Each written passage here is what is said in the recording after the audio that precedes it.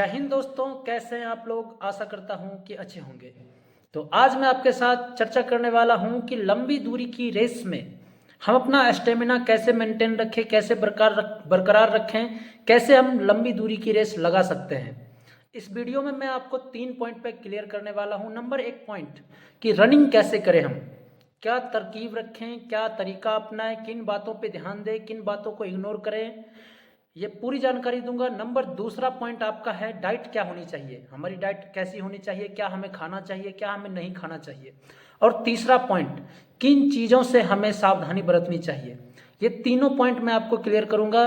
यदि आपने अभी तक वीडियो को लाइक नहीं किया है तो वीडियो को लाइक कर दीजिए और चैनल को सब्सक्राइब कर दीजिए।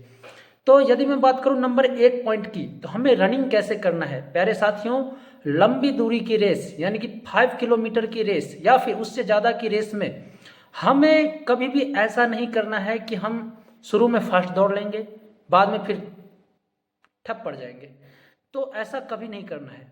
हमें हमेशा स्पीड मेंटेन करके चलना है और अपना स्टेमिना अंदर बचा के चलना है। जो भी आपके अंदर क्षमता है उसको बचा के लंबी दूरी तक दौड़ना है। यदि आपका टारगेट 5 किलोमीटर है तो आपको डेली 10 किलोमीटर तक दौड़ना है। जी हाँ दोस्तों, तो हमें अपना स्टेमिना बरकरार रखना है, क्योंकि जब भी हम दौड़ते हैं तो हमें हर दूसरे कदम पे ऐसा फील होता है कि अब हमें रुक जाना चाहिए, अब हमें रुक जाना चाहिए। ये इसीलिए फील होता है कि आपका शरीर में बहुत ज़्यादा थकावट आ जाती है। आप उस थकावट को आने ना दें। आप एक मीडियम स्पीड से दौड़ें और पूरी दूरी तय करें। धीरे धीरे आपका स्पीड ऑटोमेटिक इंक्रीज हो जाएगा। आपको हर लगेगा कि अब जिस स्पीड से दौड़ रहे हैं, यदि आप उसी स्पीड से 100 मीटर तक दौड़े तो आप थक जाओगे। लेकिन आपका दिमाग बोलेगा आप थक गए हैं। हकीकत में आपका शरीर थका नहीं होता है, आपके शरीर में उतनी क्षमता होती है। वो क्षमता तब खो दोगे आप जब आप बहुत स्पीड से दौड़ोगे। तो स्पीड से नहीं दौड़ना है। पहला पॉइंट आपका है कि बहुत ही नॉर्मल स्पीड से दौड़ना है। अपने शरीर में उतनी क्षमता बचा के रखनी है कि आप अभी भी 1 किलोमीटर तक दौड़ लोगे। अगर आपको बोला जाए तो लास्ट पॉइंट तक आपको ये क्षमता बचा के रखनी है। इस क्षमता का इस्तेमाल तब करें जब आपको पता चल जाए कि अब मेरा 500 मीटर बचा हुआ है, अब मेरा 400 मीटर बचा हुआ है, तो उस टाइम आप स्प्रिंट मारें। लास्ट में फुल स्पीड आप दौड़ें उस पॉइंट को अचीव करने के लिए, ताकि आपका जो स्प्रिंट की क्षमता है वो इंक्रीज हो जाएगी, दौड़ने की क्षमता बढ़ जाएगी, सांसों की जो रफ्तार होती है वो मेंटेन हो जाएगी। तो ये था आपका पहला पॉइंट। दूसरी बात, आपको हफ्ते में कैसे रनिंग करना है। पूरे हफ्ते का आपको मैं शेड्यूल बताता हूँ कि यदि आपका टारगेट है 5 किलोमीटर दौड़ना, 5 किलोमीटर की आप रेस लगा रहे हैं, जिसके लिए आपको समय 24 मिनट तो मिलता ही है। तो उसके लिए आपको क्या करना चाहिए, हफ्ते में आपको 2 दिन ऐसा करना चाहिए कि उस दिन आपको टाइमिंग के साथ 5 किलोमीटर की रेस लगानी चाहिए। बचे हुए 5 दिन आपको 10 किलोमीटर का रेस लगाना चाहिए मिनिमम। उसमें टाइम की बाउंडिंग मत रखिए, आप दौड़िए, 10 किलोमीटर दौड़िए बस। 10 किलोमीटर आपको दौड़ के तय करना है एक समांतर स्पीड से। कुछ दिन बाद आप क्या पाओगे कि आपका स्पीड बहुत ही ज़्यादा इंक्रीज हो गया, आपका स्टेमिना बढ़ गया है। अब ये कैसे बढ़ गया है, इसको हफ्ते में आप सोमवार, मंगलवार, बुधवार, ये 3 दिन ऐसे ले सकते हैं जिसमें आप 10 किलोमीटर या उससे ज़्यादा दौड़ सकते हैं।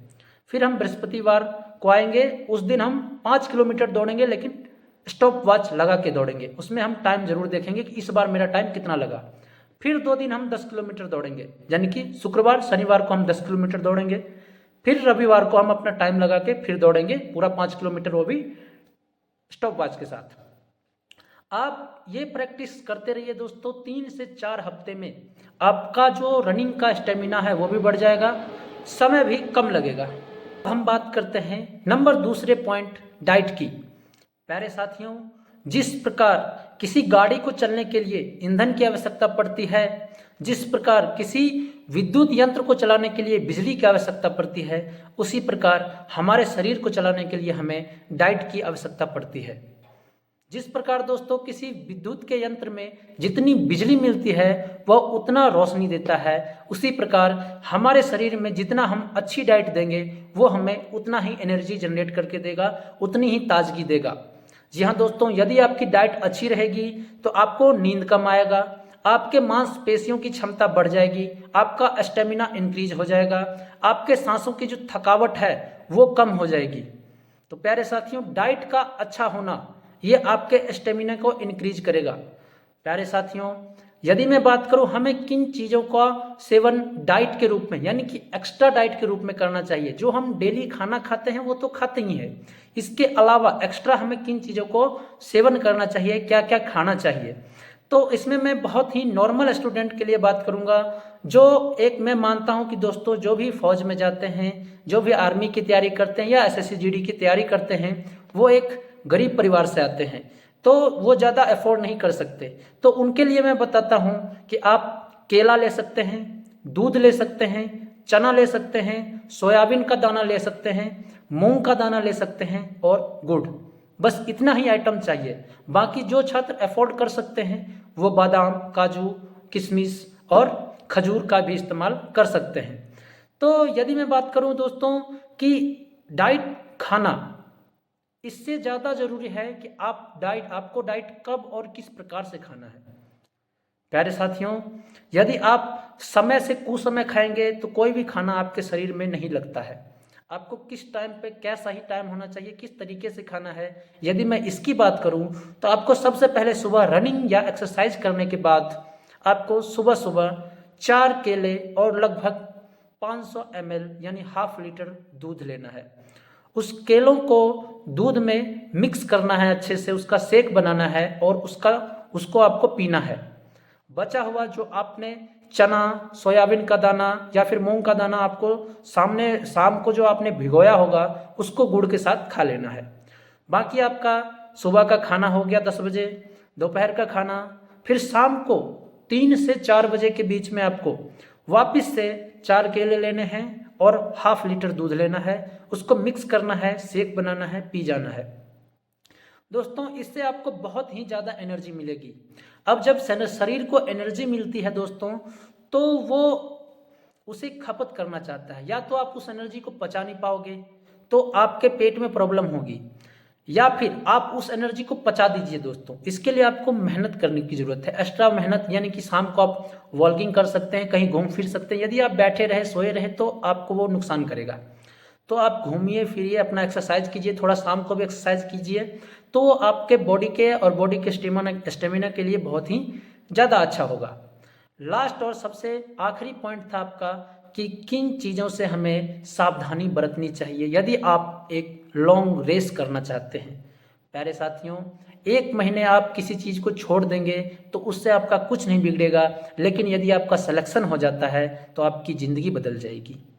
इसलिए प्यारे साथियों, 1 महीने आप किसी चीज़ को त्याग दीजिए। सबसे पहले आपका जो सोने का समय है, सोने का समय आप 6 घंटे 7 घंटे जितना भी सोते हैं, चाहे वो 9 से 4 तक सोते हैं, चाहे 10 से 4 तक सोते हैं, चाहे 10 से 5 तक सोते हैं, जो भी आप सोते हैं उस समय में कोई भी लापरवाही ना करें। नींद अपनी पूरी कीजिए दोस्तों। उस गोल्डन पीरियड को आपको किसी के ऊपर खर्च नहीं करना है।